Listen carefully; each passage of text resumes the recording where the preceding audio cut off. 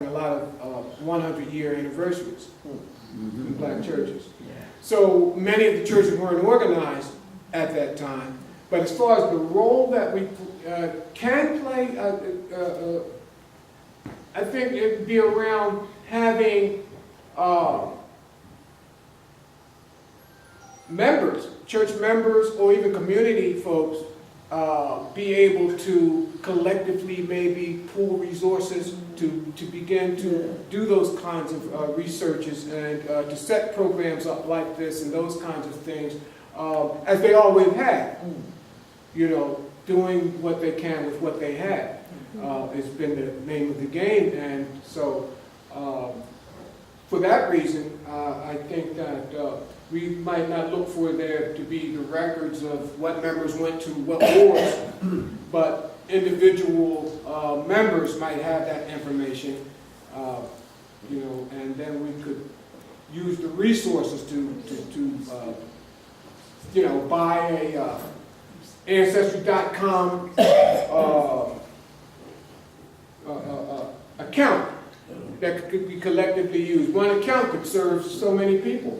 And to have lessons, to have genealogists come and give a class on that kind of thing, to do that kind of research. It could really be done, I think, well, thinking about that, you know. Yes.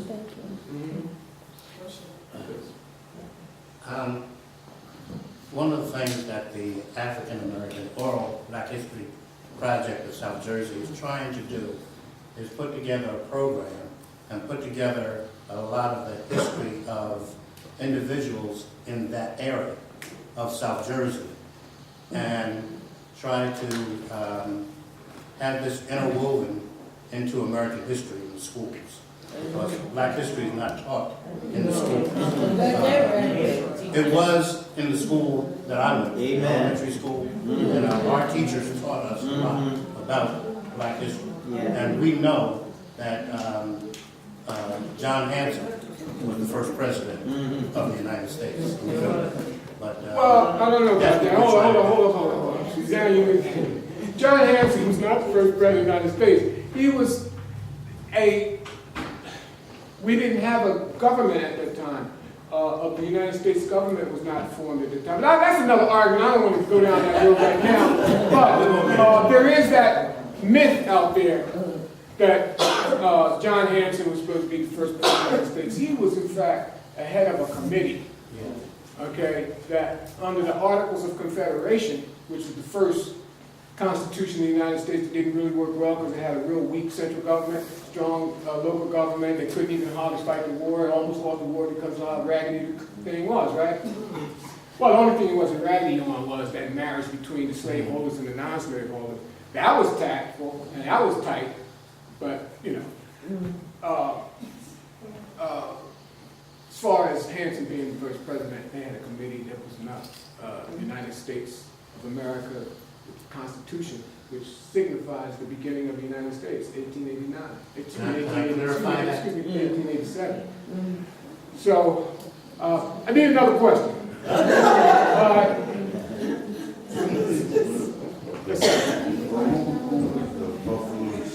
Okay, that's a good question. Buffalo Soldiers. Great question.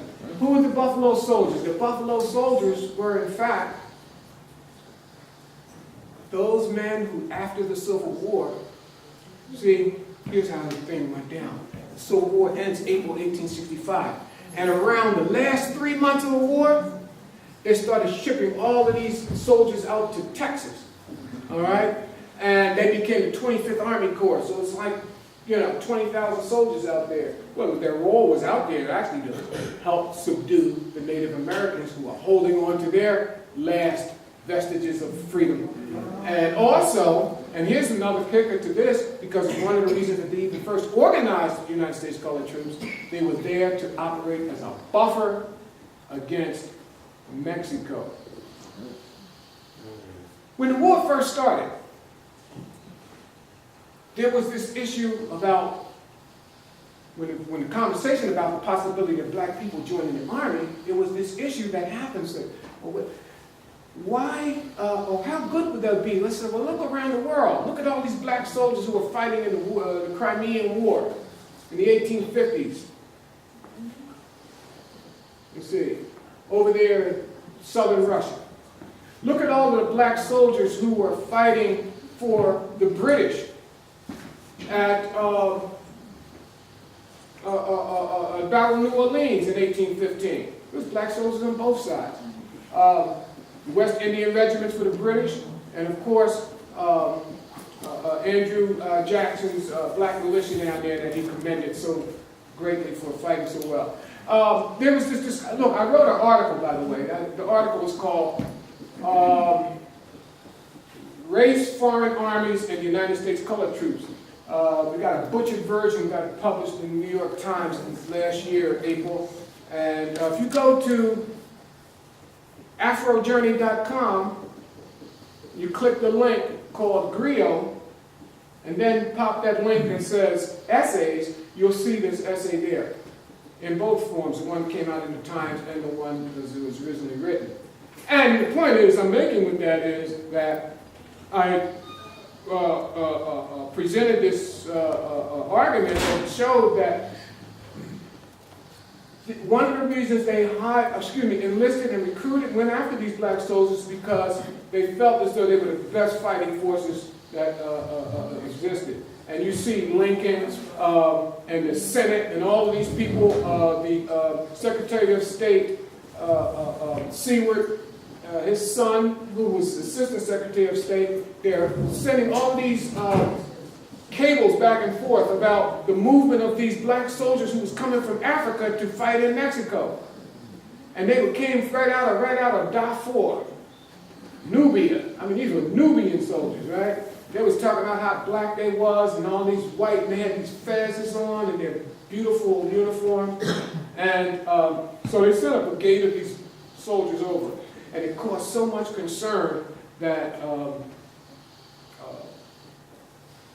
the French, the Spanish, Mexicans, all of these people, the Egyptians, they're all having these conversations and flying back and forth to what D.C. about these, this brigade of soldiers that the French are bringing into Mexico to help them subdue Mexico, Juarez government. But anyway, you can go to afrojourney.com and read that essay to get more detail on that. Yes. You heard of the Willie Lynch letters? Yes. Do you think they're authentic? Is it really such? Yeah, the Willie Lynch letters, they're not accurate. They're not authentic. In fact, when we look at the Willie Lynch letters, we can determine that it actually got developed around 1940s in that area. And when you look at the idea of Willie Lynch and what he was saying, at that time that he's writing about, there were not a lot of distinction in color with African Americans. He talked about how, that Willie Lynch letter is the one that talks about, all you got to do is trick the light skin against the dark, pick the young against the old, right? That's the letter you're talking about. You pick the light skin against the dark skin, the old against the young. This is how you can destroy people, basically what he's saying. But, look, regardless of the logic of it, it's not a lot, it's not an authentic letter. Yeah. But it makes sense. Oh, no doubt about it. No doubt about it. That's the one that was how to make a slave. Yes, how to keep them in line. Yeah, make them a slave. And Keep them in line. I read one of them, and they said that if you do what we tell you for 300 years, you have them. Right. And it was in 2012 that the 300 years, and it was still working. It was still working.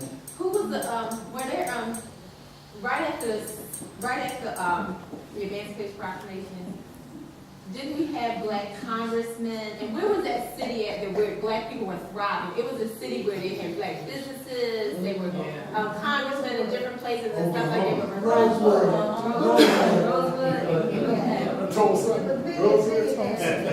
Yeah, and this was right after we were free. Black people were congressmen, they had businesses, they had different things and stuff like this. And it was because I think that white people, from what I've read, is that our Caucasian people were threatened by the success that we were having. That's right. So they started to enact laws, okay, to keep us from the businesses that we had, to get us out of Congress. And we even had a right to vote then, but then it was taken away from us again because they enacted these laws. Have you found that? Is that accurate? Or? Yeah, basically, well, you know I'm going to put it. Anyway, the war ends April 65. So it's followed by the period called Reconstruction. How you going to reconstruct this thing, right? Yes. Well, Du Bois, he tells us W.E. Du that Bois. W.E.B. Du Bois, Yes. greatest intellectual America's ever had, Yes. Amen. he tells us that, in fact, he calls 1865 to about 1868, maybe 1870. Oh, that's tough getting in there. A brief moment in the sun. Okay? And because following that, and that part of Reconstruction is called presidential Reconstruction. The first part is called presidential Reconstruction. Andrew Johnson, and I kind of messed the story up here. Andrew Johnson is coming in after Lincoln, right? You know he's an avid racist, and so he's trying to bring in all of these Confederate governments back into the Union without even swearing any allegiance almost. But in fact, he said, all you have to do is swear allegiance and you're back in. You know, we don't have to get them black people no vote or nothing like that. And so the first couple years is called presidential Reconstruction. And he's trying to bring these Confederate states back in, and they're constructing what they call the black codes. More than three black people can't be on the corner at the same time. Black people unemployed, go to jail, and those kinds of things. And so the radicals in Congress, Thaddeus Stevens, Charles Sumner, and all of these guys, began to move against Johnson. In fact, as you recall, they impeached the guy. All right? President Johnson was the only one that got impeached. And so they impeached him for technically disobeying protocol about a military operation, but that was the technical reason. The real reason was they had to get the guy out of there. And it failed by one vote. It failed by one vote. However, following that, Johnson had no more political power. And the radicals in Congress began to really come forward then with some more legislation. And we began to get what we call the rest of the Reconstruction Amendments in 1868. Black people are given extended citizenship. And then in 1870, black men get the right to vote with the 15th Amendment. Yeah. The thing is this, though, and that's the brief moment in the sun because that Du Bois talks about, because then we begin to get some African Americans elected to Congress and the state governments. Really, it's only 3 states where this really operates, though, and that's Mississippi, South Carolina, and Louisiana, where you had large majority black population. So we get Governor Penn back in Louisiana and others, and South Carolina, we get the first free public education when these African Americans get in the state government there in South Carolina, these kinds of things. Listen, they are already voting in 1868. Yes. Yes. They helped Grant Yes. win the White House Yes. in 1860. They secured the vote for Grant. Do you know at that same time, African Americans couldn't vote in Pennsylvania? They couldn't vote in New Jersey. They didn't vote, well, they had lost it. In New Jersey and Pennsylvania, they lost the vote in 1838. In Jersey, they lost it in 1804. They'd gotten it back in 1870, but they were voting in the South before they were voting in the North. It's an interesting thing. So, all of this kind of contention in the South during this period caused many in the North to say, look, we need to leave the South because, look, at this point there's massacres occurring. Black people are being beaten back from exercising their citizenship rights. I mean, it is a bloody terrorism that takes place, and we all know that story. You know, this really begins the lynching and the hardcore stuff. That stuff didn't exist during slavery. I mean, because, you know, everybody's owning everybody, and, you know what I mean, there ain't no need for, to just brutally beat them back at that point. But once this is supposed to be free, no, you're not. And so what happens, the South is retaken by the old slaveholding class. Yeah. You see, that's what drove us up out of there. Drove our grandparents up out of there. So my great-grandparents who were married January 19, 1867, right there in Memphis, North Carolina, the groomsman winds up being lynched 2 years later.